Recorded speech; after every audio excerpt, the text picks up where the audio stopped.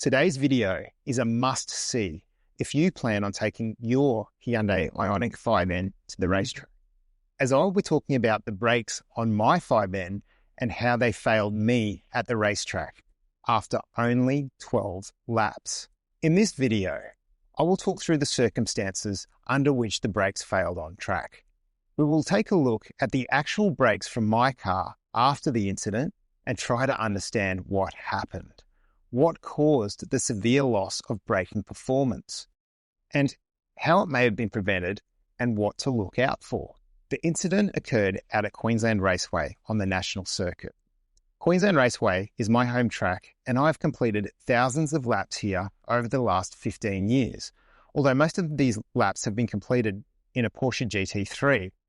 So therefore, this could just simply be an incident of me pushing a car beyond its design limits. It's also worth noting that the national track layout is very, very punishing on brakes.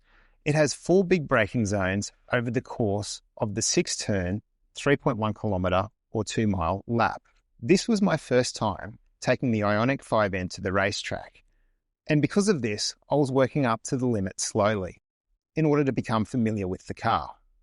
I was participating in a general practice session and was therefore not competing, and there was no pressure on me to set a fast lap time. I was pleasantly surprised by how the car handled on track. I found the 5N to be very predictable, especially through the fast sweeping turns 1 and 2, and confidence inspiring, with good turn-in for such a fast, heavy car. We were running 7 lap sessions out on track, composing of a warm-up lap, 5 hot laps, and a cool-down lap. This suited me perfectly, as I could head to the fast charger between sessions. I also found the brakes to be progressive and confidence-inspiring, right up until the moment they were not. I experienced a severe loss of braking performance heading into turn 3, the biggest braking zone at Queensland Raceway. Leading up to that moment, I came through the last turn, where the brakes felt fine, onto the front straight. I braked at 207 kilometres an hour to turn 1, bringing my speed down to 126 kilometres an hour, and the brakes felt good. I accelerated out of the corner back up to 165 kilometres an hour before braking for turn 2, and the brakes still felt good.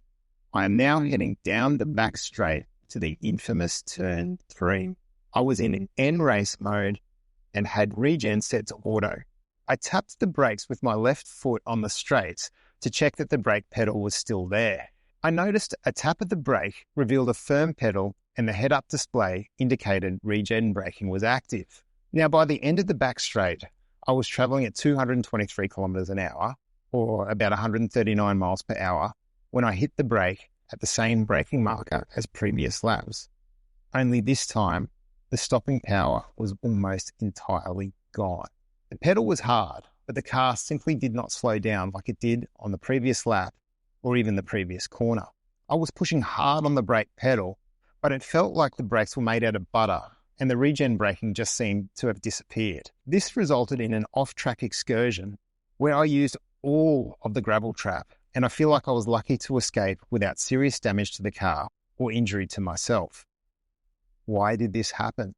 When I was tapping on the brake on the straight, was that all regen braking? Why was there such a profound loss of braking ability? Let's take a look at the brakes after the incident. With the wheels off the car, we can get a good look at the front rotors. As you can see, there are some really deep grooves and scoring on the rotor. This scoring is present on both sides of the rotor and on both rotors on both sides of the car. What could cause this? I assume it is due to heat, specifically so much heat buildup in the brake pads that they are damaging the rotors. Now, let's have a look at the front brake pads.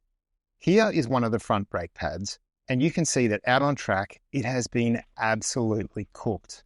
It is now a brown colour instead of the black colour of the new brake pad that you can see next to it here. And you can also see that the pad material has migrated into the gap in the centre of the brake pad. I imagine that might affect the brake pad's ability and the rotor's ability to cool.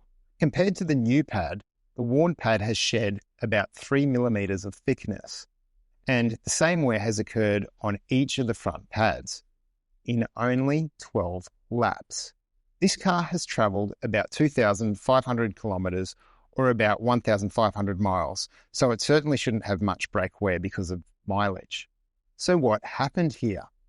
Hyundai's N brand are famous for providing customers track-capable N cars out of the box.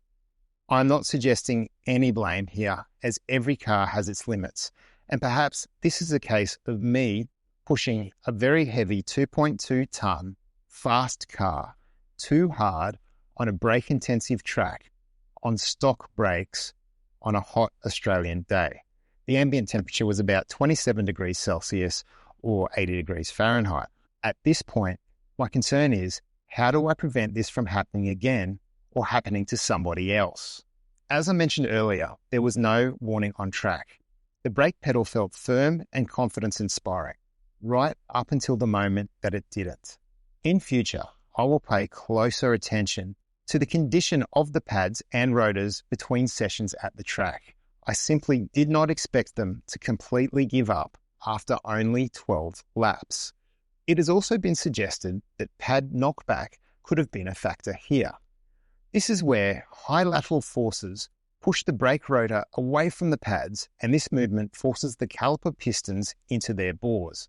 When the brakes are applied again, the first part of pedal travel is used to move the pistons and pads back into position, causing a brief loss of braking power. Could this have been the issue? Let me know your thoughts. There may be some aftermarket solutions available here. I believe the stock brake pads are the main contributor to the reduced braking performance. The swept area they provide is quite small, and it appears the pad material is very susceptible to heat, as illustrated by my cracked, toasty brown pads. In Korea, Hyundai offer 2 brake pad upgrade options through their N Performance division. They are manufactured by Ferodo, and you can purchase an upgraded street-biased set, or there is also a track-focused pad. As you can see, the track-focused pad maintains a linear braking performance all the way through to 800 degrees Celsius with less wear compared to the stock supplied pad and the Ferodo street pad. The track pad will be noisier and generate more dust, but for me, that's a small price to pay for reliable brakes on track. The Ferodo street brake pad may be the Goldilocks option if you don't track hard and are concerned by noise or dust. Unfortunately, it seems these brake pads are only available to the Korean domestic market at this stage. I have tried to purchase a set from the Korean N Performance website, but was unable to do so.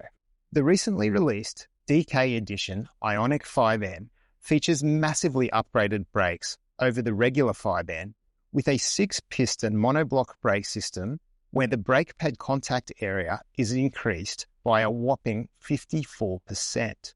I really do think the relatively tiny stock brake pads that seem to degrade when exposed to high temperatures are the weakest link in the Ioniq 5N brake system. Unfortunately, the DK edition is limited to just 50 units worldwide and only offered for sale in Korea and Japan. There is no word if any of the parts will be made available for regular 5N owners to purchase in future.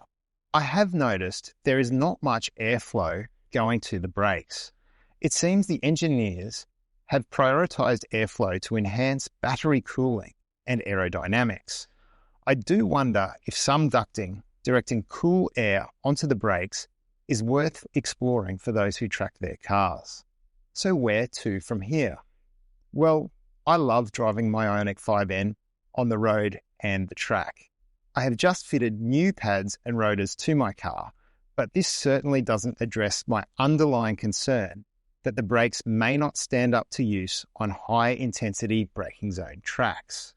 Until I can source upgraded pads and/or rotors from either Hyundai or the aftermarket, I will be limiting track use to tracks that are easier on brakes. I'll also activate N pedal to see if that harder instant regen braking takes some of the braking load off the pads and rotors. I will also be keeping an eagle eye on the condition of the pads and rotors between sessions when out at the racetrack. I'll also limit the number of hot laps to just 1 or 2 at a time, as I just don't have the confidence to lean as heavily on the brakes as I did before. And that's not fun for anyone. So, hopefully some brake upgrades are made readily available in the market soon.